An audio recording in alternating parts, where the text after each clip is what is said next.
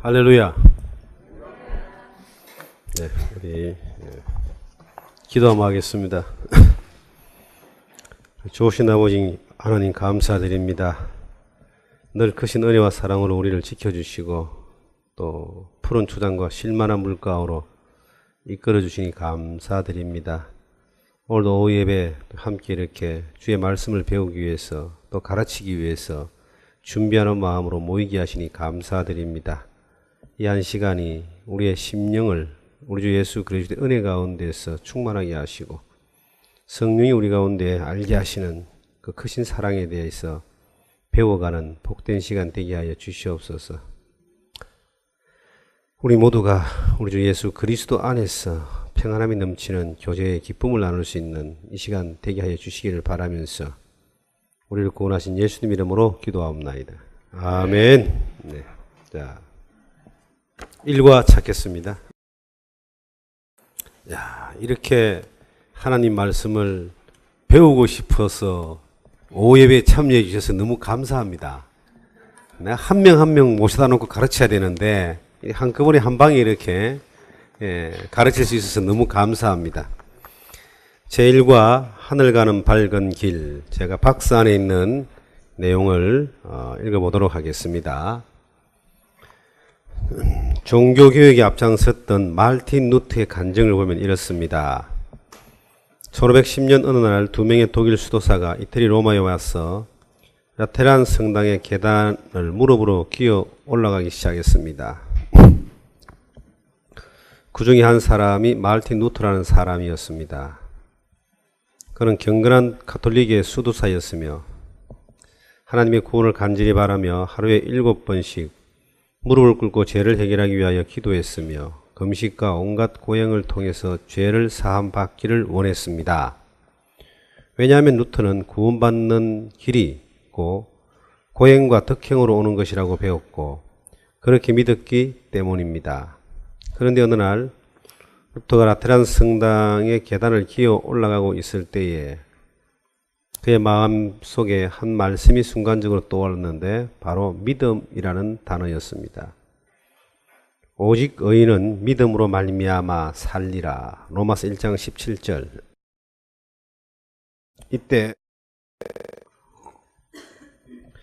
그의 마음은 무거운 죄에서 해방을 받는 기쁨을 누렸고 하나님의 구원은 예수 그리스도의 속죄에 대한 믿음으로 이루어진다는 사실을 깨닫게 되었습니다.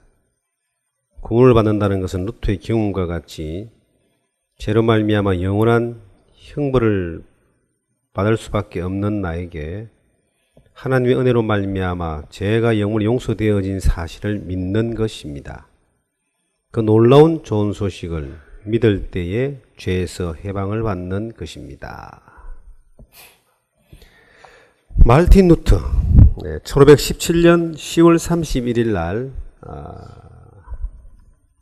면죄부를 팔아서 성 베드로 성당을 리모델링 하려고 하는 비용을 충당하려는 로마 교황청을 향해서 이것이 잘못되었다라고 하는 것을 반박하는 95개항의 조항을 비덴베르크 성당 문에다가 딱 박음으로 말미암아 종교개혁이 시작됐습니다.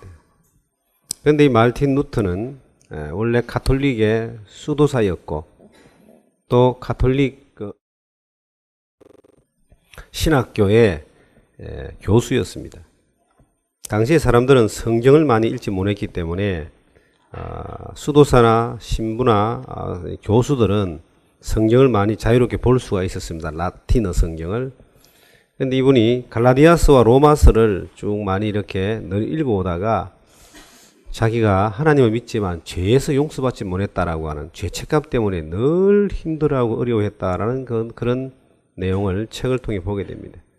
근데 그가 이제 로마에 와서 독일 사람인데 로마에 와서 리테란 성당, 지금 현재도 로마에 있는 4대 성당 가운데 하나랍니다. 가장 큰 성당이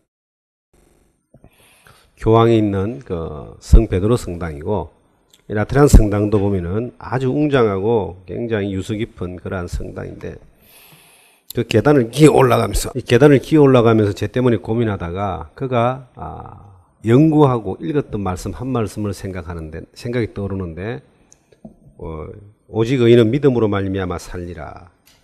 그 말씀을 통해서 이 사람이 죄에서 자유를 얻고 복음을 깨닫고 믿음으로 구원받는다. 오직 믿음이라는 그 한 단어를 가지고 종교개혁에 불씨를 불러일으켜서 여러분과 제가 이제 개신교, 가톨릭이 아닌 종교개혁의 마르틴 루터의 역사 이후로 형성되어 있는 프로테스탄트라고 하는 개신교에 지금 함께 그 흐름에 참여하고 있습니다.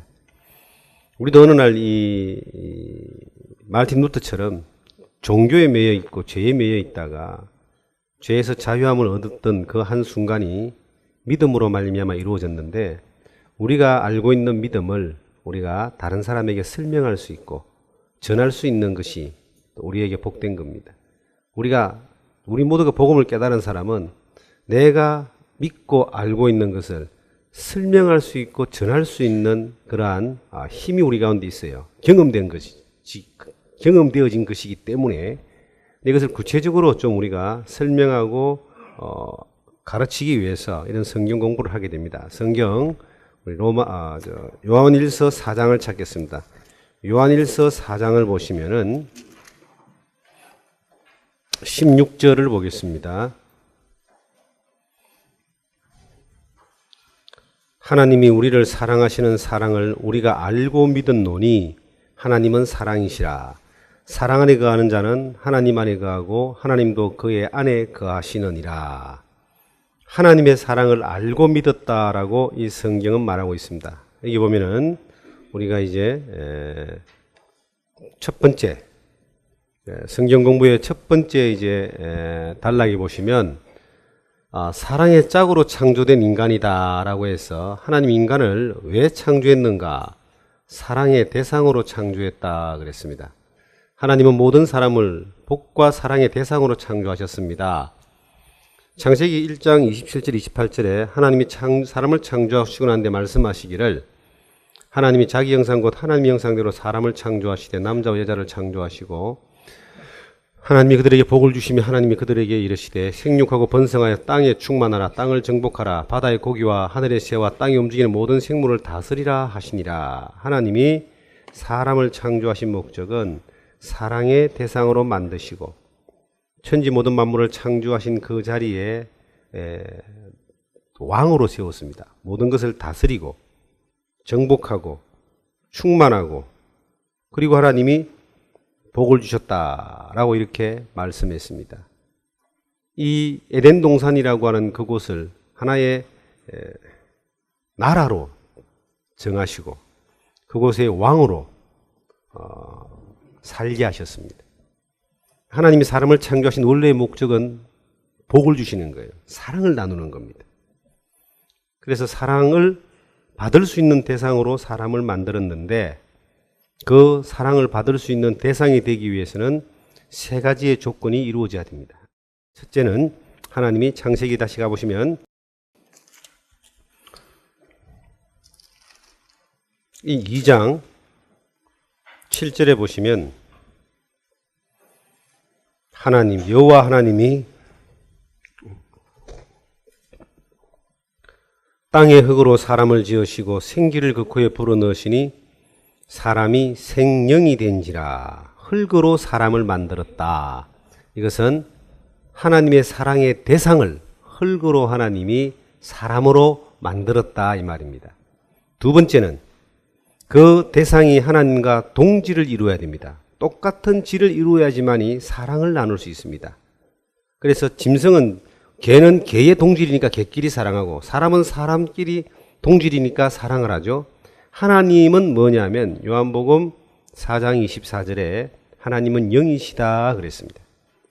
그래서 하나님은 영이니까 사람도 영적인 존재로 창조를 해야 됩니다. 그래서 1장 27절에 보시면 하나님이 자기 형상 곧 하나님의 형상대로 사람을 창조하시되 남자와 여자를 창조하시고, 하나님 자기의 형상대로 사람을 창조했는데 그 사람이 곧 아담과 하와다. 이렇게 성경은 말하고 있습니다.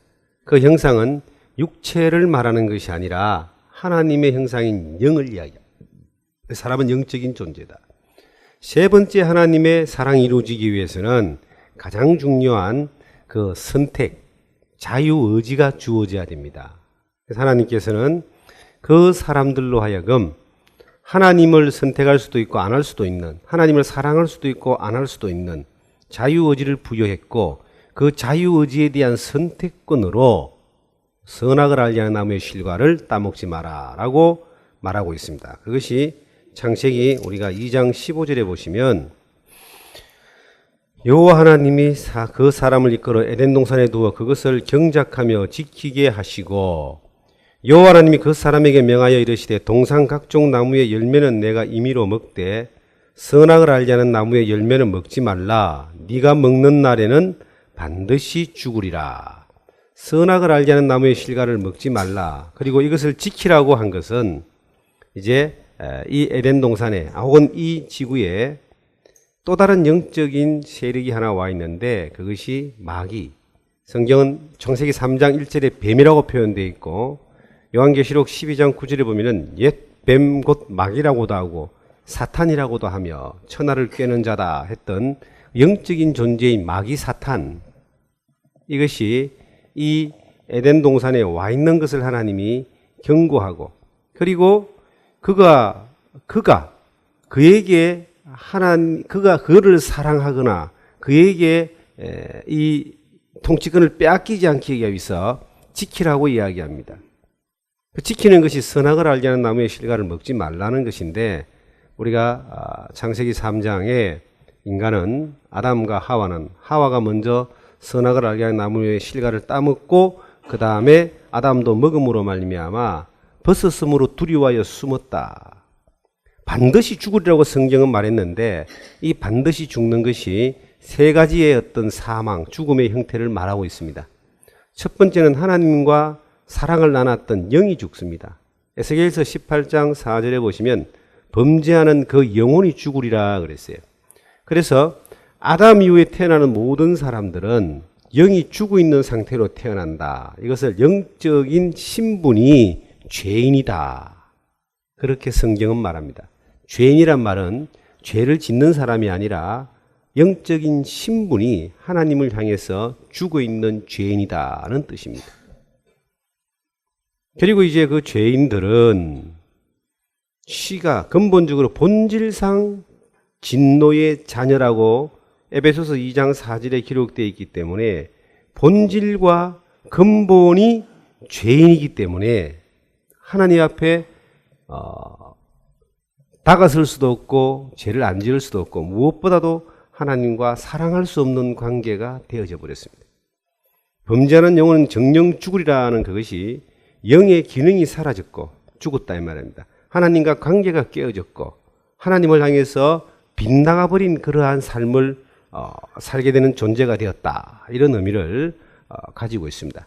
하나님이 태초에 아담과 하와를 창조하시고 사랑, 대화를 나누는 대상이었고 사랑의 짝으로 만들었는데, 선악을 알게 하는 나무의 실과를 따먹음으로 말미암아 대화가 깨어져 버렸습니다. 관계가 깨어져 버렸습니다. 그래서 하나님께서 아담과 하와를 에덴 동산에서 쫓아내시죠. 그리고 두루두른 하영금, 그룹들은, 이제 그룹이란 말은 천사를 의미하는데, 천사들로 하여금 두루두른 하영금으로 에덴 동산을 지키겠다. 왜냐하면 그곳에는 생명과라고 하는, 그걸 따먹으면 영원히 사는 생명과가 그곳에 있었기 때문입니다. 만약에 죄인된 상태에서 죽지 않고 영원히 산다면 그건 굉장히 불행한 겁니다. 끝도 없는 고통이 이제 이어지는 것이니까. 하나님 그걸 따먹게 하지 않기 위해서 이제 그걸 숨기고 아담과 하와를 쫓아냈습니다. 그리고 에스겔 31장 15절 이하에 보시면 에덴 동산을 지하로 내려가게 하고 깊은 바다를 덮고 모든 강을 쉬게 하고, 그 에덴 동산이 지금 페르시아만에 실질적으로 이제 증거되고 있는 것을 우리가 말씀을 증거할 때, 사실을 증거할 때 자료들로 증거하고 있습니다. 지금 오늘 이 성경을 배우는 이 첫 번째 관은, 우리가 복음을 깨달은 사람들이 복음에 대해서 다시 한번 확인하고 복음이 무엇이냐라고 하는 거, 왜 우리가 죄인 되었고 어떻게 해서 우리가 구원받았고 어떻게 해서 우리가 하나님과의 사랑의 관계가 회복되는가 하는 그 기본적인 어떤 과정들을, 복음의 기본적인 과정들을 다시 한번 설명하는 내용들입니다. 그래서 복음 집회를 들으셨던 분이나 들으실 분들은 바로바로 이제 이해가 되겠죠. 그리고 우리들은 이미 이런 부분들에 대해서는 충분한 믿음으로 정리가 되어 있는 부분들을 다시 한번 설명하는 내용들입니다. 그 두 번째, 범죄한 인간. 이 범죄란 말은 하나님과 분리를 이야기합니다. 죄로 말미암아, 여기 보니까 문제가 생겼습니다. 죄로 말미암아 사람은 하나님과 그분의 사랑으로부터 분리되었습니다. 이사야서 59장 2절에 오직 너희 죄악이 너희와 너희 하나님 사이를 갈라놓았고 너희 죄가 그의 얼굴을 가려서 너희를 듣지 않으시게 함이다 라고 이야기하고 있습니다. 하나님과 사람 사이에 이 문제가 생겨버렸다. 그런 말미암아 영이 하나님 앞에 죽어버렸다. 죽었다는 말에 대해서 다시 말씀드리지만 사라졌다는 것이 아니라 기능이 상실됐다는 뜻입니다. 영혼을 사모하는 마음은 있는데 영원한 곳을 갈 수 있는 능력이 없는, 기능이 상실된 상태. 귀머거리가 귀가 있지만 듣지 못하는 것처럼 영이 있지만 영이 죽어 있어서 하나님께 가지 못하는 상태를 죽었다. 첫 번째 사망이고요. 두 번째는 이제 그 육체와 영혼이 영혼이 육체와 함께 살다가 어느 날 이제 육체의 죽음을 맞이하는데 이것은 돌아간다는 뜻이죠. 흙은 흙에서 왔기 때문에 흙으로 돌아가고 영은 하나님께로 돌아가는 이 한 번 죽는다라고 하는 육체의 사망을 당하게 됩니다. 그리고 또 이제 하나의 사망이 나오는데 이것이 요한계시록 20장 15절 이하에 나오는 둘째 사망 곧 불못이다 그래요. 지옥이라고 하는 이것은 사망을 당하는 곳입니다. 영원한 사망을 당하는 곳, 영원한 고통을 당하는 곳인데 어떤 사람이 가느냐 하면은 영이 죽어 있는 사람이 이 땅에 살아가는 날 동안 거듭나지 못하고 그대로 가다가 육체가 죽으면은 그 결론이 지옥으로 간다. 그 이유가 뭐 때문인가? 바로 죄 때문입니다. 성경에는 이 반드시 죽으리라고 하는 그 선악을 알게 하는 나무의 실과를 따먹음으로 말미암아 영적인 사망이 왔고 그 이후에 태어나는 모든 사람들이 동일하게 하나님 앞에서 죄인으로 태어난다라고 성경은 말하고 있습니다. 그리고 아담과 하와가 범죄하고 난 뒤에 가장 먼저 한 일이 뭐냐면은 무화과 나무 잎을 엮어서 치마를 해 입었다라고 이야기합니다. 무화과 나무 옷은 이제 딱 잘라서 해 입으면은 이것이 하루만 지나면 말라 비틀어지잖아요. 죽기는 영이 죽었는데 육체의 외적인 것들을 가려서 위선적으로 가려가지고 하나님 앞에 깨끗하게 보이려고 하는 행동들을 이야기합니다. 모든 종교는 무화과 나무 옷과 같은 것이다. 그런데 이것은 하루만 지나면 말라버리기 때문에 완전한 자유와 평안을 주지 못합니다. 만들 입을 때는 만족이 와도 시간이 지나면 또 다시 허전하고 두렵고 괴로운 것이 무화과 나무 옷입니다. 그래서 성경에는 하나님이 무화과 나무 옷을 입은 그들을 하나님이 찾아오세요. 아담아 아담아 네가 어디 있느냐. 옆에 한번 보겠습니다. 3장에 보시면 9절에 보시면 여호와 하나님이 아담을 부르시며 그에게 이르시되 네가 어디 있느냐. 이르되 내가 동산에서 하나님의 소리를 듣고 내가 벗었으므로 두려워하여 숨었나이다. 자기들이 해 입었지만 하나님 앞에 섰을 때는 그것은 벗은 것이었다. 하나님 앞에 부끄러움을 가리는 것은 인간의 자기의 노력으로 무화과 나무 옷을 해 입는 것이 아니라 부끄러움을 가리는 옷은 인간이 해 입는 것이 아니라 나중에는 하나님이 사랑이니까 죄인을 구원해야 되니까 창세기 3장 21절에 하나님이 아담과 하와를 위해서 가죽 옷을 지어 입혀가지고 그 가죽 옷으로 말미암아 부끄러움을 가려주는 것을 하셨는데 이것은 장차 죄인을 구원하시는 예수 그리스도의 그 구원의 옷에 대한 그림자로 보여주신 것이다 라고 하는 것을 우리가 아울러 설명을 할 수 있습니다. 그리고 이제 12페이지를 보시면 원죄라는 말, 원죄는 아담이 가지고 온 죄라는 뜻입니다. 이 세상에서 자, 여기 보니까 한 사람으로 말미암아 죄가 세상에 들어왔습니다. 로마서 5장 12절에서 13절을 보시면 그러므로 한 사람으로 말미암아 죄가 세상에 들어오고 죄로 말미암아 사망이 왔나니 이와 같이 모든 사람이 죄를 지었으므로 사망이 모든 사람에게 이르렀느니라. 죄가 율법이 있기 전에 세상에 있었으나 율법이 없을 때는 죄를 죄로 여기지 아니했다. 이 세상에 죄라고 하는 것은 어떻게 들어왔냐 하면 한 사람 때문에 왔다. 죄를 지어서 죄인 된 사람은 아담 한 사람밖에 없다는 겁니다. 그러면 그 이후에 태어나는 모든 사람들은 죄인으로 태어나기 때문에 죄를 짓는다. 그래서 영적인 신분이 우리가 죄를 죄인이고 아니고를 결정하는 것이 아니까 태어나고 보니까 죄인 됐다. 내가 태어나고 싶어 태어난 사람이 아무도 없는 것처럼 내가 죄인 되고 싶어 죄인 된 사람이 아무도 없다는 겁니다. 그래서 하나님은 모든 사람이 죄를 범하였음에 하나님이 영광이 이르지 못하더니라고 로마서 3장 23절에 말하고 있습니다. 모든 사람, 아담이 태어난 모든 사람들은 전부 다 죄인이다라고. 그래서 하나님은 그 모든 사람을 지옥 보내는 걸 원하지 않으니까 또 하나님은 디모데전서 2장 4절 5절에 모든 사람이 구원을 받으며 진리를 아는 데 이르기를 원한다라고 말합니다. 모든 사람, 한 사람 한 사람이 아니라 아담 한 사람 안에서 모든 사람이 죄인 되고 하나님은 그 모든 사람을 구원하기를 원하신다. 어떤 인종과 관계없이 그것이 하나님의 사랑이다라고 이제 우리에게 말하고 있는데요.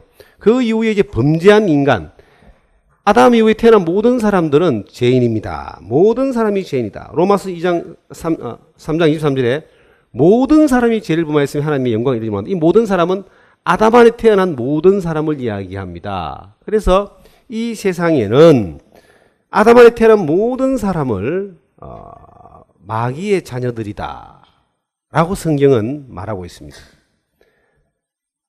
뱀의 꼬심으로 말미암아 선악을 알게 하는 나무의 실과를 따먹는 그 순간 영적인 신분이 마귀 자녀가 되었다. 로마서 8장에 안 찾으셔도 됩니다. 44절 우리가 잘 아는 말씀이니까요. 너희는 너희 아비 마귀에게서 났으니 너희 아비의 욕심대로 너희도 행하고자 하느니라. 그는 처음부터 살인한 자요 진리가 그 속에 없으므로 진리에 서지 못하고 거짓을 말할 때마다 제 것으로 말하나니 이는 그가 거짓말장이요 거짓의 아비가 되었다. 모든 사람이 마귀의 자녀다. 이게 인간을 이해하는 데 가장 중요한 단서입니다. 모든 사람은 태어날 때부터 죄실을 가지고 태어나기 때문에 아담의 후손이기 때문에 죄인이기 때문에 의로운 사람이 한 명도 없다. 의인은 없나니 단 한 명도 없다는 로마서 3장 10절의 말씀은 진리입니다. 이것은. 조금 선하게 보이는 사람이 있다 할지라도 그 사람도 의인이 아닙니다. 조금 모범적인 사람이 있다 할지라도 그 사람도 본론적으로 보면 다 죄인입니다. 하나님이 볼 때는 뭐냐? 인간이 선택해서 죄를 짓는 것이 아니라 내 안에 있는 죄가 나를 지배해서 죄를 짓게 만드는 겁니다. 그래서 그 상태를 영적인 신분이 죄인이고 마귀의 자녀다. 혹은 죄의 종이다. 이렇게 말하고 있습니다. 로마서 8장 34절을 보시면 예수께서 대답하시되 진실로 진실로 너희에게 이르노니 죄를 범하는 자마다 죄의 종이다 그래요. 다른 말로 하면 내가 죄를 짓는 것이 아니라 인간이 죄를 짓는 것이 아니라 누가 죄를 짓게 만든다고요? 죄가 나로 하여금 죄를 짓게 만드는 겁니다. 콩을 심어놓으면 콩이 나오고 팥이 심어놓으면 팥이 나오는 것처럼 죄는 세력입니다. 힘입니다. 이것이 나를 지배하고 있고 영적으로 마귀가 나를 지배하고 있고 영적으로 마귀 자녀들이기 때문에 죄는 자연스럽게 나오는데 사람들에게 보이지 않으려고 위선적으로 나오는 것뿐입니다. 숨기는 것뿐입니다. 가리려고 하는 것뿐이지 그것이 하나님 앞에 죄가 안 되는 것이 아니다. 그래서 성경은 선을 행하는 자가 없나니 하나도 없다라고 인간에 대해서 이해하는 데에 결정적으로 결론을 내리고 있습니다. 의인이 없고 선을 행하는 자 없고 전부 다 죄인이고 다 거짓말쟁이고 다 마귀 자녀다. 거기에서 사람을 보면 어떤 면에서는요. 그렇게 해서 우리가 사람을 보면 사람을 이해하기가 쉽습니다. 다 똑같은 죄인이다 이거예요. 사람을 거기에서 이해하지 않으면요. 상처를 받기 시작하죠. 저 사람은 안 그럴 텐데. 저 사람이 그렇지 않을 사람은 한 명도 없습니다. 죄의 결과가 이제 뒤에 나옵니다. 죄의 결과 사람은 죽음과 하나님의 심판을 피할 수 없게 되었습니다. 이게 죄의 삭천 사망이요 하나님의 은사는 그리스도 예수 안에 우리 주 안에 있는 영생이다라고 이야기하고 있고요. 히브리서 9장 27절에 한 번 죽는 것은 사람에게 정하신 것이요 그 후에 심판이 있다. 죄는 반드시 심판이 있습니다. 죄의 결과는 사망인데 영이 죽고 육체가 죽고 둘째 사망 지옥 가는 것이 죄의 결과다. 하나님은 사람들을 지옥 보내기 위해서 하나님은 이 역사를 끌어가는 거 아닙니다. 하나님은 사랑이시다. 자, 이 대목에서 한 가지 말씀을 드리고 싶은 것은 하나님이 전능하신 분이라 사람이 범죄했을 때 이걸 갈아치워버리고 또 다른 사랑의 대상을 만들 수가 있었을 텐데 하나님이 그러지 않으신 것이 얼마나 감사한지 모릅니다. 우리가 자식을 나누고 말 안 듣는다고 갖다가 죽여버리고 또 다른 자식을 놓지 않잖아요. 사람도 그러는데 하나님이 갈아치우지 않고 고장난 것을 고쳐서 쓰시기로 마음을 먹으셨다 이 말이에요. 그래서 이 죄에 대해서 결과가 사망인데 사망을 속죄법 대신 피 흘려서 속죄 제물을 죽임으로 말미암아 그들을 살릴 수 있는 길을 만들어 놓은 것이 이것이 성경이 말하는 사랑의 법, 은혜의 법입니다. 아담이 범죄하고 난 뒤에 바로 하나님은 두 가지를 약속합니다. 창세기 3장 15절은 여인의 후손이 오면은 마귀의 머리를 상할 것이다 라고 이야기했고요. 구원자 메시아가 온다라는 것을 약속했고 창세기 3장 21절에는 아담과 하와를 위해서 가죽옷을 지혜했다. 하나님이 그들을 위해서 대신 이 속죄 제물을 죽임으로 말미암아 부끄러움에 그 죄를 가리워 주실, 용서해 줄, 갚아 주실 것에 대해서 성경은 약속했습니다. 그리고 하나님은 사랑이시기 때문에 인간이 하나님 앞에 할 수 없는 이 일을 하나님이 인간을 위해서 해 주실 것을 마음먹은 것이 바로 성경입니다. 구약과 신약은 하나님의 사랑, 하나님의 뜻을 인간에게 보여주시고 행하시는 것에 대한 구약은 옛 약속이고 신약은 약속을 이룬 것입니다. 그 약속의 핵심에 예수 그리스도가 있습니다. 예수 그리스도가 사랑의 핵심이다. 하나님이 세상을 이처럼 사랑하사 독생자를 주셨으니 이는 저를 믿는 자마다 멸망치 않고 영생을 얻게 한다라고 했던 요한복음 3장 16절의 그 말씀이 하나님의 사랑의 핵심이다. 사랑은 예수 그리스도, 예수 그리스도는 곧 구원, 구원이 꼴로 영생이다라고 성경은 우리에게 말하고 있습니다.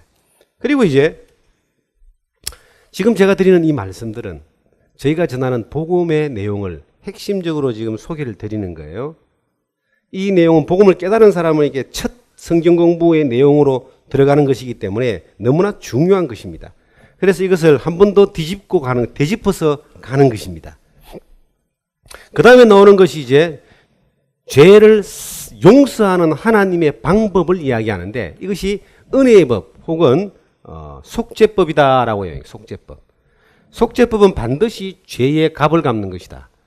죄의 값은 반드시 지불해야만 합니다. 죄의 삭선 사망이요 하나님의 은사는 그리스도 예수 우리 주 안에 있는 영생이다. 죄의 값은 반드시 죽는데 하나님의 은사, 하나님의 사랑은 그리스도 예수 안에 있는 영생이다. 그래서 하나님은 공의의 하나님으로 죄를 반드시 심판하고 사랑의 하나님으로 반드시 사람을 구원해야 되는데 그 사랑과 공의가 이루어지는 자리는 그리스도 예수 안에 있는 하나님의 영생이라는 요 길을 통해서 이루어진다. 그래서 예수 그리스도가 길이요 진리요 생명이다. 이렇게 우리가 말씀을 드릴 수가 있습니다. 그리고 밑에 이 내용들은 이제 참고로 말씀을 나눌 수 있는 내용들입니다. 자, 우리가 한 가지 이제 생각해 봐야 될 것이 있습니다. 하나님은 공의가 이루어지고 사랑이 이루어지지 않으면 한 사람도 구원할 수가 없습니다. 공의는 반드시 죄의 값을 지불하는 것이고 사랑은 반드시 죽을 수밖에 없는 사람을 살려줘야 되는 것입니다. 이 공의와 사랑이 나타나는 자리가 율법과 은혜입니다. 율법은 죄가 정죄되어져서 반드시 심판하고 은혜는 그 죄를 반드시 구원해야 되는데 이것이 율법은 613가지의 성문화된 법, 민법, 제사법, 형법 이 세 가지의 법을 통해서 인간의 죄를 정죄하는 겁니다. 이것을 간추려서 10가지로 줄여놓은 것을 성경은 십계명이다라고 이야기합니다. 그리고 이제 율법을 통해서 하나님 앞에 모든 사람이 죄인입니다. 율법은 죄를 깨닫게 하는 것이고 하나님의 심판날에 있게 한다라고 로마서 3장 19절 20절을 우리에게 말하고 있습니다. 율법을 지키다가 하나만 어기도 다 지옥 간다고 다 멸망당한다고 야고보서 2장 15절 이하에 말하고 있습니다.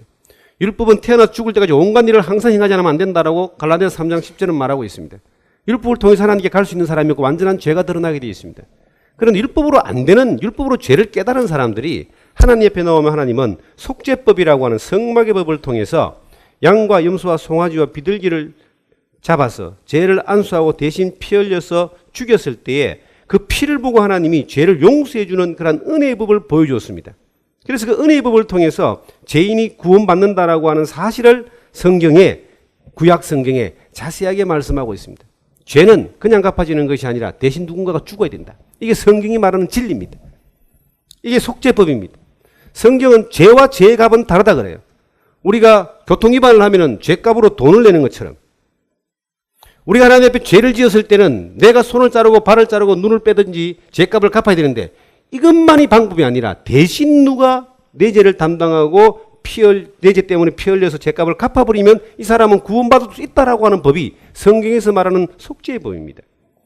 그래서 성경에는 계속 아담을 하나님이 가죽옷을 지어 뺐던 것처럼, 그리고 가인과 아벨의 제사 가운데 아벨의 제사를 하나님이 받아주신 것은 양새끼가 피 흘려서 죄값을 갚아줬던 것처럼, 성경이 말하는 모든 하나님의 은혜에 들어가는, 죄인이 구원받아 하나님의 은혜에 들어가는 모든 순간에는 딱 하나의 절대적인 어떤 과정이 있는데 바로 피를 흘려서 죄를 갚는 겁니다. 죄값을 갚지 않으면 하나님께 가지를 못한다.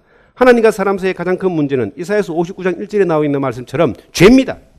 그런데 죄는 인간이 해결할 수 없는 거대한 벽인데 이것이 해결될 수 있는 자리가 있는데 그것이 바로 뭐냐니까 피 흘림이더라. 죄값이 피더라. 그래서 레위기서 17장 11절에 보시면 피가 죄를 속한다라고 성경은 말하고 있고, 히브리서 9장 22절에 보시면 율법을 쫓아 그의 모든 물건이 피로서 정결케 되나니 피 흘림이 없은즉 사함이 없다라고 성경은 선언하고 있습니다. 그래서 죄가 갚아지는 방법이 뭔가? 그것은 피 흘림이다 라고 성경은 확실하게 선언을 하고 있습니다. 이게 성경에서 말하는 비밀이죠. 무조건 덮어놓고 예수를 믿고 복달라고 예수를 믿는 것이 이게 복음이 아닙니다. 복음은 죄인이 구원받는 것이 복음인데 그 복음은 핵심이 뭐냐니까 피 흘림이 없은즉 죄가 사해지지 않더라는 것입니다. 어느 누구도 스스로 죄를 갚을 수 없음을 아시는 하나님께서 죄를 사하는 속죄의 방법을 구약의 그림자로 보여주셨는데, 자, 피 흘림이 없은즉 생명이 피에 있으므로 피가 죄를 속한다라고 레위기서 17장 11절에 말하고 있고, 히브리서 9장 22절에는 피 흘림이 없은즉 사함이 없다라고 분명히 말하고 있습니다. 그리고 히브리서 9장 12절에는 염소와 송아지 피로 하냐고 오직 자기 피로 영원한 속죄를 이루사 단번에 성소에 들어가셨다라고 이야기합니다. 구약에 나오는 염소와 송아지 피로서 죄를 갚는 속죄 이것은 장차 올 예수 그리스도가 하실 일에 대한 영원한 속죄에 대한 그림자입니다. 인간을 위해서는 인간이 피 흘려 죽어야 됩니다. 그런데 구약시대는 죽어줄 만한 인간이 없었어요. 전부 다 아담의 후손이니까. 하나님이 인간의 모습을 입고 오시겠다 약속하신 때는 구약시대의 아담 이후에 4천년이 지나서 유대 땅 베들레헴에 동정녀 마리아의 태를 빌려서 하나님이 인간의 몸을 입고 오시는 그때가 돼야지만이 그 약속이 이루어지는데, 그가 오기 전에 구약에는 그가 안 왔기 때문에 양과 염소와 송아지와 비둘기를 죽임으로 약속음 그림자를 먼저 보이시고, 하나님이 작정하신 때가 딱 되니까 하나님이 인간의 모습, 동정녀 마리아의 태를 빌려서 인간의 몸으로 이 땅에 오셨습니다. 왜 인간의 몸으로 오셔야 되는가? 여기도 비밀이 있습니다. 몸으로 아니면 몸으로 지은 죄를 용서해 줄 수가 없잖아요. 하나님이 말로만 죄를 사해 줄 수 있습니까? 죄는 피를 흘려야 사해지는데, 피는 몸이 있어야 피를 흘리는 거예요. 그래서 몸이 있어야지 몸으로 지은 죄를 위해서 몸으로 지은 몸에 피를 흘려서 죄를 갚아줘 주시니까 하나님이 인간의 몸을 입고 오신 거예요. 그래서 말씀이 육신이 되어 왔다고 성경은 말하고 있습니다. 요한복음 1장에 보시면 말씀이 육신이 되어서 하나님이 약속하신 그 말씀을 이루기 위해서 인간의 육신으로 하나님이 오신 분이 바로 예수 그리스도입니다. 로마서 8장에 보시면은 그렇게 말하고 있습니다. 육신으로 오사 육신으로 지은 죄, 몸으로 지은 죄를 정하게 하신다. 육신으로 와야지, 육신이 피를 흘려야지 육신의 지은 죄를, 인간의 지은 죄를 갚을 수가 있습니다. 피가 안 흘려지면은 죄가 안 사해지니까 예수님이 인간의 육신으로 오신 거예요. 그 육신으로 오셔서 구약에 기록되어 있는, 구약에 예언되어 있는 방법대로 죄를 사하는 일을 하셔야지만이 죄가 갚아지는 거예요. 여기서 우리가 한 가지 더 알아야 되는 것은 아담 한 사람 때문에 죄가 세상에 들어왔습니다. 이게 로마서 5장 전체가 말하고 있는 겁니다. 한 사람으로 말미암아 죄가 세상에 들어오고, 그런데 한 사람으로 죄가 들어온 것처럼 이 죄가 해결되는 것도 한 사람이면 됩니다. 예수 그리스도, 하나님 인간의 몸으로 오신 예수 그리스도 한 분의 그 십자가의 피 흘림으로 죄를 용서하심으로 모든 사람을 의인으로 만든다. 내가 죄인 된 것은 한 사람 때문에 내 의지와 관계없이 된 것처럼, 그런데 내가 구원받는 것은 자기 의지가 필요합니다. 자기 선택이 필요합니다. 가만히 있으면 다 지옥 가는 거예요. 내가 죄를 깨닫고 하나님의 살아계심을 발견하고 죄를 깨닫고 하나님 앞에 회개하는 심령으로 이 죄를 구원받기를 바라는 마음으로 나올 때 내 죄를 해결하러 오신 구원자 예수 그리스도를 만나게 됩니다. 그 예수 그리스도가 나를 위해서 속죄의 피를 흘렸다는 사실이 믿어지는 사람, 이 사람에게 영원한 속죄의 영생의 약속이 이루어지는 것입니다. 이것이 바로 복음이고 이것이 바로 구원의 진리입니다. 그래서 여기 보니까 염소와 송아지의 피로 아니하고 오직 자기 피로, 염소와 송아지 피는 구약에 했던 일이다 이 말이에요. 로마서 10장 1절에 보시면은 율법은 장차오는 좋은 일의 그림자요 차명상이 아니므로 해마다 늘 드리는 바 같은 제사로 나오는 자들을 언제든지 온전케 할 수 없다. 율법은 양과 염소를 송아지는 아무리 죽여도 이것은 완전한 속죄가 아니다. 특히 지금 우리가 사는 이 시대는 신약 시대의 마지막 부분에 와 있기 때문에 양과 염소와 송아지를 갖다가 한 트럭이 아니라 10트럭을 가져와도 한 사람의 죄에 하나도 사해지지 않습니다. 구약 시대에만 해당됐던 것이고 이것도 완전한 것은 아니었다. 그런데 완전한 영원한 속죄를 이루기 위해서 한 몸으로 이 땅에 오신 분이 계신다. 근데 저는 어느 날 깨달으면서 막 전율을 일으켰습니다. 성경 히브리서 10장에 그 몸이라는 말을 또 쓰고 있더라고요. 히브리서 10장을 보시면은 10장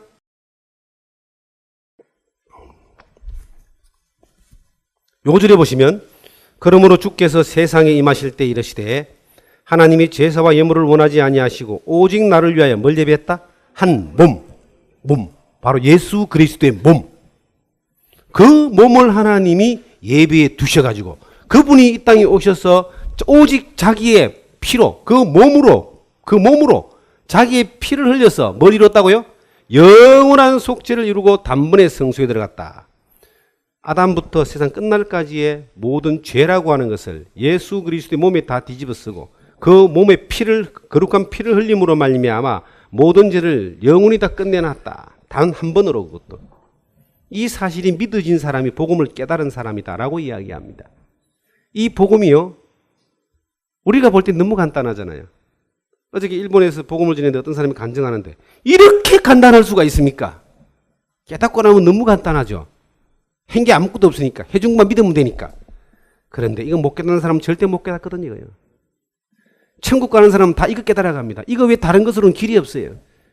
예수 그리스도의 영원한 속죄의 피 흘림의 은혜가 아니고는 죄가 사이지 않습니다. 죄 사함 받지 못한 사람은 천국을 못 갑니다. 하나님을 아무리 믿어도. 그래서 내가 곧 길이요 진리요 생명이라 그랬고요. 그리고 이것이 좁은 문이라고 좁은 길이라 그랬습니다. 이 길 외에는 없는 거예요. 이것은 바울이 깨달은 복음이고 베드로가 깨달은 복음이고 내가 깨달은 복음이고 모든 사람이 깨달은 진리의 복음입니다. 그런데 이게 비밀이거든요. 사람들은 이 진리를 접근하지 못하는 겁니다. 왜? 하나님이 진정 살아계심을 깨닫지 못하고. 두 번째요.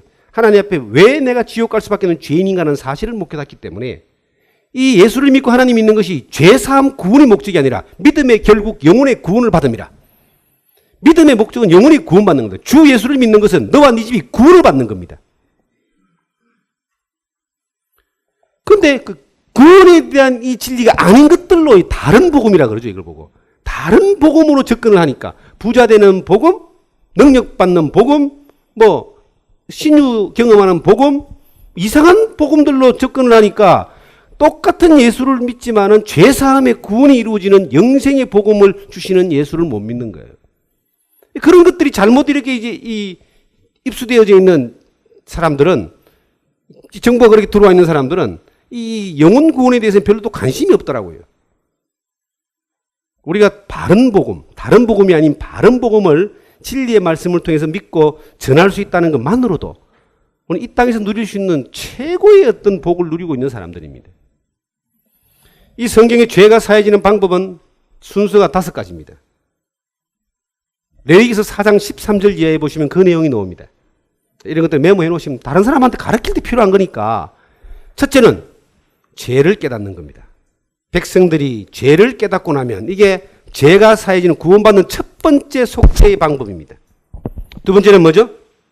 죄를 깨달으면 속죄양이 준비됩니다. 속죄양, 양이나 염소나 송아지와 비둘기와 같은 속죄양이 준비가 됩니다. 이 속죄양이 뭐냐? 세 번째는 뭡니까? 속죄양에게 죄가 안수된다 그래요. 네 번째는 안수된 그 속죄양을 피를 흘려서 죽여야 됩니다. 그리고 그 피를 전부 다 성막에 뿌려버려야 되는 거예요. 단위에. 그랬을 때 마지막에 5번째, 이 사람은 죄 사함을 받는다 그랬어요. 우리가 구원받는 방법도 똑같습니다. 어느 날 내가 하나님 앞에서 죄를 깨닫습니다. 죄인이라는 사실이 발견되는 겁니다. 죄를 못 깨달으면 구원 못 받더라고. 내가 온 것은 의인을 부르러 온 것이 아니라 죄인을 불러 회개시키러 왔다. 누가복음 5장 21절에 나오는 예수님은 죄인을 부르러 온 거예요. 구원받을 수 있는 자격은 전부 다 죄인입니다. 죄인만이 구원받아요. 죄를 깨달았잖아요. 두 번째, 속죄양. 바로 예수 그리스도가 한 마리의 속죄양으로 준비된 완벽한 속죄 제물입니다. 우리의 유월절 양 대신 그리스도라고 이야기하고 흠없고 점없는 어린 양 같은 그리스도라고 베드로전서 1장 18절은 말하고 있습니다. 그리고 그 예수 그리스도에게 하나님이 죄를 뒤집어 씌웠습니다. 2000년 전에 하나님이 친히 하나님의 이름을 걸고 다 뒤집어 씌웠어요. 우린 다 양 같아서 그릇 행하여 각기 제 길로 갔거늘 여호와께서는 우리 무리의 죄악을 그에게 담당을 시켰다. 이사야서 53장 6절에 나오는 말씀인데요. 그 뒤집어 씌운 것을 가장 먼저 발견한 사람이 있습니다. 바로 세례 요한입니다. 요한복음 1장 29절에 보시면 이튿날 예수께서 나오심을 보고 가로되 보라 세상 죄를 지고 가는 하나님의 어린 양이다. 이게 어느 날 우리 눈에 딱 보일 때 내 죄가 해결될 수 있는 길이 보이잖아요. 그래서 수고하고 무거운 짐진 자들아 다 내게로 오라 내가 너를 쉬게 하리라. 그 예수님이 죄짐을 지었다는 사실을 발견만 해도 내가 죄를 남갖고 그분이 갚아야 되니까 나는 힘을 얻을 수 있는 거예요. 죄가 옮겨졌다고 해서 완전한 죄가 사해지는 건 아닙니다. 옮겨진 것이 사해진 것이 아니라 죄는 뭘로 사해진다? 피 흘림. 그래서 예수님께서 십자가 위에서 내 죄를 담당하신 그분이 내 죄 때문에 세상의 죄 때문에 인류의 죄 때문에 피를 다 흘리심으로 말미암아 죄를 영원히 다 갚아놨습니다. 이것은 너희를 위하여 흘리는 바 나의 피 곧 언약의 피다. 죄 사함을 위하여 흘리는 바 죄를 용서해 준다는 증거로 피 흘림이 되는데 그 피를 흘리기 위해서 예수님이 십자가 위에서 피를 흘렸다. 그리고 마지막 한 방울 피까지를 다 흘리시고 난 뒤에 다 이루었다 하셨습니다. 다 이루었다. 내 죄를 갚는 일을 다 이루었다. 우리 죄를 갚는 일을 다 이루었다. 앞에서 배우는 사람이 당신의 죄를 갚는 일을 예수님이 십자가에 다 이루었다. 죄를 다 갚아버렸다. 그 피로 말미암아 구속과 죄 사함을 받았으니 에베소서 1장 6절 7절에 보면은 확실하게 그렇게 구속, 구원 곧 죄 사함을 받았다. 피가 죄가 사해지는 것, 죄가 사라진 구원입니다. 이것이 십자가에서 예수님이 다 이룬 이것을 히브리서 9장 12절은 염소와 송아지의 피로 아니하고 오직 자기 피로 영원한 속죄, 그것도 100년짜리가 아니라 영원히 단번에 성소에 들어갔다. 중요한 건 단번입니다. 한 번. 예수님이 십자가에 피 흘려서 죄를 갚아준 것이 몇 번이라고요? 한 번. 내가 구원받고 천국 가는 건 몇 번요? 한 번. 태어나는 건 한 번입니다. 자꾸 태어나는 게 아니고 구원받는 건 한 번입니다. 의인은 믿음으로 말미암아 살리라. 내가 죄인 되었을 때에 예수를 믿는 믿음으로 의인 됩니다. 구원받는 건 한 번이에요. 그 이후에 살아가는 삶은 나를 구원하신 예수 그리스도의 은혜에 감사하고 기뻐하고 그 은혜를 감격하며 따라가는 이것이 믿음의 삶이다라고 하는 이야기예요. 구원을 또 받고 또 받고 또 받고 뭐 거의 다 대부분이 가짜라 생각하면 됩니다. 구원 몇 번 받는다고요? 유다서 1장 3절에 봐도 단번에 주신 믿음의 도를 위하여 힘써 싸우라. 단번에 주신 믿음의 도입니다. 한 번으로 영원한 속죄를 이뤘기 때문에 성경은 그 말을 딱 한마디로 쓰기를 이렇게 씁니다. 영생. 내가 너에게 영생을 주노니 영원히 멸망치 아니할 터이요. 예수 그리스도가 나에게 약속한 영생의 약속. 한 번으로 영원한 생명을 얻었다. 이 말이 영생입니다. 예수님만이 할 수 있는 일이고 줄 수 있는 것이죠. 하나님의 세상을 이처럼 사랑하사 독생자를 주셨으니 이는 저를 믿는 자마다 멸망치 않고 뭘 한다고요? 영생. 그가 믿어질 때 영생이라 말은 한 번으로 영원히 이것이 보장됐다. 이 말을 이야기하는 거예요. 천년도 만년도 아닌 영생이 보장됐다. 중단되지 않는 하나님의 약속, 은혜, 이거 영생입니다. 내가 진실로 진실로 너에게 이르노니 내 말을 듣고 나 보내신 이를 믿는 자는 영생이라는 말을 예수님만이 하신다니까요. 영원한 속죄가 이루어진 사람은 영생이 이루어져 있는 거예요. 영생. 살아서 나를 믿는 자는 영원히 죽지 아니하리라. 영원히 죽지 않는 것은 영이 영원히 살았다 이 말이에요. 영원한 천국 간다. 이것을 거듭남이다라고 성경은 우리에게 말하고 있습니다. 이것이 어느 날 내 안에 이루어졌습니다. 내 안에. 여러분 안에 이루어졌습니다. 이 이루어진 것을 다시 확인하고 다시 되짚어보고 다시 씹어봐도 이거는 언제나 너무나 감사하고 기쁘고 확실하고 변함없는 그러한 하나님의 약속으로 나에게 오는 거예요. 이것이 복음이다라고 이야기합니다. 자, 여기 보시면 자, 구원자.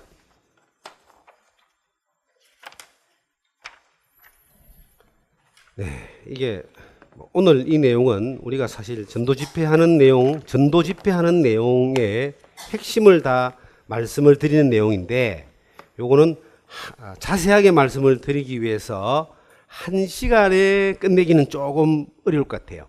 여러분들이 이제 성경 공부를 해서 이걸 다른 사람에게 가르칠 때는 한 시간에 끝내야 됩니다. 그런데 가르치는 여러분들을 가르치기 위해서는 내용을 자세하게 파악을 시켜드려야 되기 때문에 이 한 시간은 좀 힘들 것 같아요. 그래서 두 개로 딱 잘라가지고 반만 하고 반은 또 이제 다음 날 하는 걸로 그렇게 하도록 해보겠습니다. 이제 영원한 속죄에 대한 진리가 구약의 성막의 법을 통해서 예수 그리스도가 속죄 제물로 오셔서 하실 일에 대하여 증거하고 있는데, 구체적으로 이것이 우리에게 나타난 것이 바로 예수 그리스도입니다. 구원자라고 하는 이것은 인간의 노력으로 불가능하다. 사람들은 도덕, 선행, 철학, 종교 등 자신의 힘으로 하나님께 도달하려고 끊임없이 애쓰고 있지만 그것은 불가능합니다. 선행, 도덕, 철학, 종교 등으로 이것은 무화과나 무엇으로 옷을 해 입는 거죠. 인간은 근본적인 죄인이기 때문에 하나님을 기쁘시게 할 만한 자격을 갖춘 사람이 아무도 없습니다.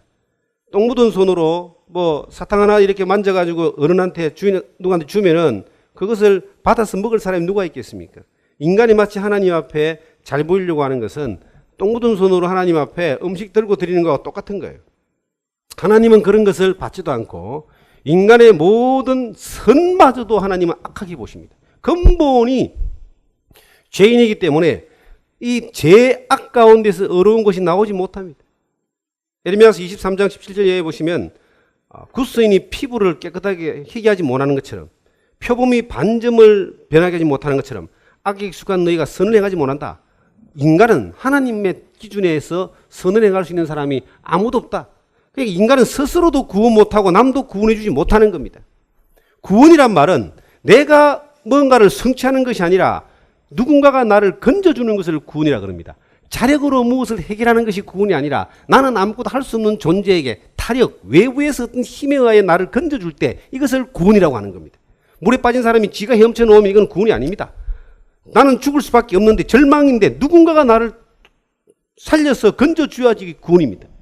죄로 말미암아 죄를 해결할 수 있는 사람은 아무도 없다. 그래서 사도행전 4장 12절에 보면은 다른 이로서 구원을 받을 수 없나니 천하 사람 중에 구원을 받을 만한 다른 이름을 우리에게 주신 일이 없다. 천하 인간에게 구원을 얻을 만한 다른 이름은 아무도 주신 일이 없습니다. 그런데 구원을 얻을 만한 단 하나의 이름이 있습니다. 누구죠? 예수. 예수 그리스도라는 이름 자체가 구원자라는 뜻입니다. 자기 백성을 저희 죄에서 구원할 자다. 성경에는 이스라엘 민족의 사상 가운데서 메시아 사상이 있습니다. 메시아란 말은 히브리 말로 메시아입니다. 이것을 그리스 말로, 헬라 말로 고치면 그리스도입니다. 우리나라 말로 고치면요, 예수입니다. 근데 이 성경에 메시아가 두 번 오시거든요.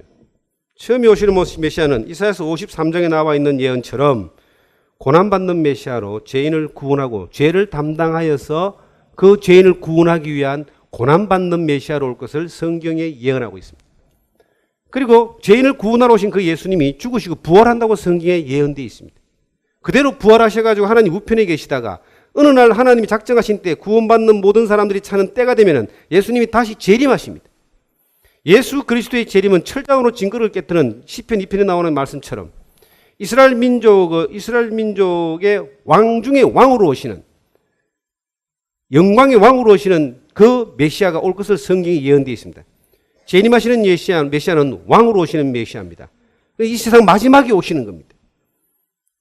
그런데 이스라엘 민족들은 영혼의 구원의 관심보다 로마의 압제 가운데에서 자기를 구원해 준 메시아를 기다렸기 때문에 예수 그리스도가 이 세상에 오셨을 때 자기가 기다리는 메시아가 아니라는 이유 때문에 예수님을 잡아서 죽여버렸습니다.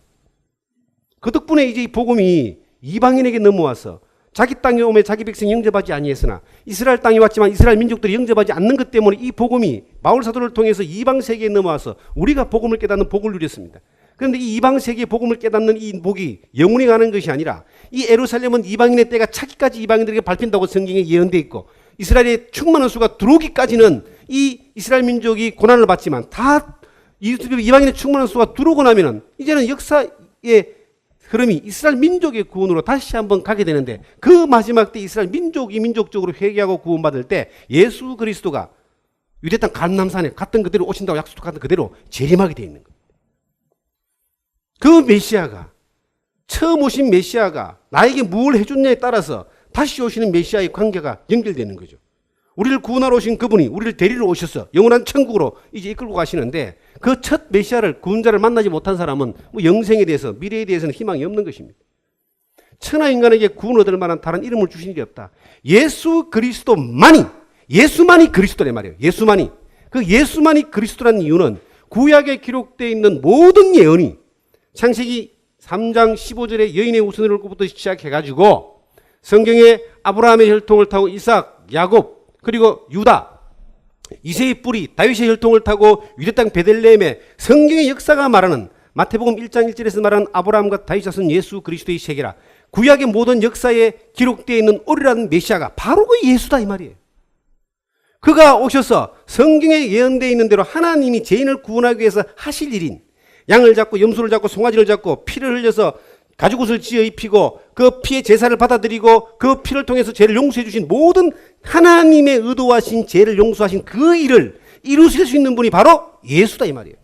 그래서 천하 인간에게 구원 얻을 만한 다른 이름을 주신 일이 없다는 말은, 수많은 이름을 가지고 지가 메시아라고 나오지만 성경에 기록되어 있는 예언대로 오시고 성경에 기록되어 있는 대로 하나님 앞에서 죄인을 구원하시는 일은 그 예수 그리스도밖에 없다. 2000년 전에 베드로가 외쳤던 그 말이나 지금도 마찬가지입니다.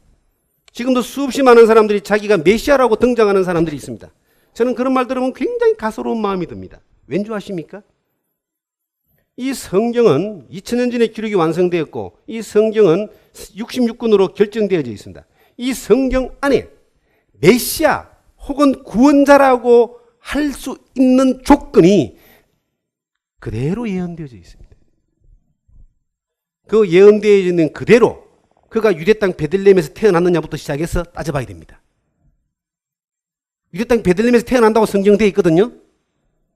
다윗의 혈통을 통해서 나왔느냐를 따져봐야 됩니다. 그리고 동정녀 마리아에게서 태어났느냐, 여자, 남자를 알지 못하는 여자, 하나님 인간의 모습을 입고 오셨는가를 따져야 됩니다. 그런데 전부 다 메시아를 하는 것들은 다 사기꾼들이 돼가지고 아니더라고. 대한민국에 태어난 사람들도 지가 메시아라 그래. 요즘 하나 있잖아요. 이머시기라고 이상하게 생긴 사람 한 사람 있잖아요. 옛날에 문머시기도 있었고 말입니다. 별 희한한 것들이 지가 메시아라고 다 등장을 해요. 사기꾼들입니다, 전부 다. 천하 인간에게 구원을 받을 만한 이름은 바로 예수인데, 그 예수 그리스도에 대한 증거는 구약의 모든 선지자들이 기록된 모든 말씀들이 이분에 대해서 예언한 것들이 그대로 성취되는 그 사람이 구원자라 이 말입니다. 하나님이 인간의 모습으로 오시는 분, 인간이 하나님께 갈 수 있는 사람이 아무도 없기 때문에 하나님이 인간의 모습으로 오시는 거예요. 왜냐? 하나님은 인간을 하나님처럼 만들어야지만이 사랑을 할 수 있습니다. 왜 하나님과 인간이 사랑할 수 없습니까? 지금 인간이 하나님처럼 된 것이 아니라 마귀처럼 되어 있기 때문에, 죄 때문에 영이 죽어 있기 때문에 하나님은 사랑하지만 인간이 하나님을 사랑할 수가 없어요. 하나님이 인간을 사랑하는 것은 인간을, 영혼을 구원해서 사랑하는 거고요. 인간이 하나님을 사랑하는 것은 복받기 위해서 사랑하는 건데 이게 핀트가 안 맞는 거야. 피차의 짝사랑인 거예요. 짝사랑만큼 괴로운 게 없습니다. 짝사랑 해보셨어요? 완전히 진짜 심하게 하면요, 막 피골이 상접해지는 거예요. 하나님도 세상을 짝사랑하는 거예요, 사람들은. 하나님의 방법으로만 사랑해야 되니까. 인간은 또 인간 방법으로 짝사랑하네. 이게 안 맞는 거예요. 그래서 인간이 하나님께 못 오니까 하나님이 인간의 방법으로 오시는 길을 선택하신 것이 하나님이 인간의 몸을 입고 오는 겁니다. 그게 구원자, 예수 그리스도가 오시는 거예요. 이 하나님이 인간을 하나님처럼 만들어야 되는 거예요. 그런데 인간은 스스로 못 오니까 하나님이 인간처럼 내려와서 인간이 가진 문제인 죄를 다 해결해 주시는 분을 알미암아 인간을 하나님처럼 올려주는 것이, 이것이 구원입니다. 구원받은 사람은 뭐예요? 죄가 없는 사람들이잖아요. 하나님과 사랑이 회복되는 사람이잖아요. 그래서 하나님이 그 사람들을 사랑하는 자녀라고 이야기하지 않습니까? 하나님과의 어떤 수준이 똑같아진 겁니다. 그래서 신의 아들이라는 말도 있고, 신의 성품을 참여했다는 말도 있고, 하나님의 아들이라는 말도 있고, 똑같은, 우리가 죄로 말미암아 죽어서 하나님께 갈 수 없는 완전한 죄인인데 하나님처럼 만들어버린 거야. 왜? 그 하나님이 이 땅에 오셔서 우리가 가진 모든 문제를 그가 다 담당해버렸기 때문에. 그래서 그분이 구원자라는 뜻입니다. 말로만 우리를 사랑한 것이 아니라 친히 인간의 모습으로 오신 것 자체가 그것이 사랑의 절대적인 표현이죠. 말로만 사랑했으면 아무도 구원 못 받죠. 구원은 피 흘림을 통해서 받으니까 친히 인간의 모습으로 오셔야 된다. 그가 오셨다. 오신 것 이것이 그 구원자가 왔다는 자체가 가장 기쁜 소식입니다. 이 세상에 종교나 어떤 인간도 하나님께 갈 수 있는 방법이 없어요. 그리스도가 오신 거예요. 그 그리스도를 어느 날 우리가 만났다는 것은 일생일대의 최고의 사건이고 가장 큰 기쁨입니다. 그 은혜 가운데 우리가 머물러 있다는 것은 정말 축복된 사람들이에요. 그런데 그 은혜 가운데 머물면서 우리가 뭘 해야 되는가? 이 은혜를 다른 사람에게도 전해야 된다는 겁니다. 전하면 구원받습니다. 전하면 전해집니다. 안 전하면 아무 일도 일어나지 않습니다. 좀 전합시다. 나는 정말 다른 데 가서 막 복음 전하고 막 물론 복음 전하는 거 우리가 할 일이지만은 저는 일본 가서 복음 전하면서요. 우리 서울교회에서 복음 전하고 싶어서 환장하겠어 진짜.